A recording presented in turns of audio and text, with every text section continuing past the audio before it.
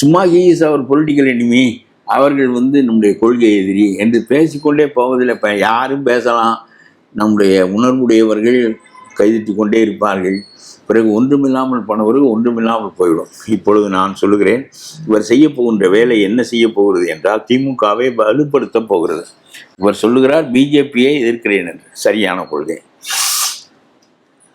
நீங்கள் சமயச்சார்பற்ற கூட்டணி ஒன்றை உருவாக்க முனைந்தால் அது பொதுவாக நல்லது. உங்களுக்கும் உங்களுக்கும் ஒரு பங்கு வெற்றி இருக்கும், பிறருக்கும் இருக்கும். எல்லாருமாக சேர்ந்து முதலில் ஸ்டாலினை வெளியே தூக்கி விடலாம்.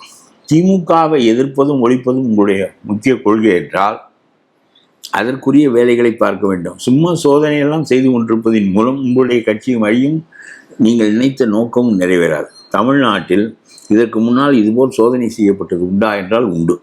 உங்களைப் போல் உங்களுடைய அண்ணன் விஜயகாந்த் இதற்கு ஒரு முயற்சி எடுத்தார்.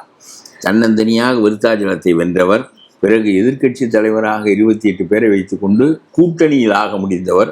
தன்னந்தனியாக கூட்டணி சேர்த்து கொண்டு உதிரி கட்சிகளை எல்லாம் தன்னுடைய தலைமையில் கூட்டணி சேர்த்து கொண்டு 3வது அணி என்ற முயற்சி செய்த போது, மக்கள் நல கூட்டணி என்று முயற்சி செய்த போது உளுந்தூர்பேட்டையில் அவரே தோற்று விட்டார்.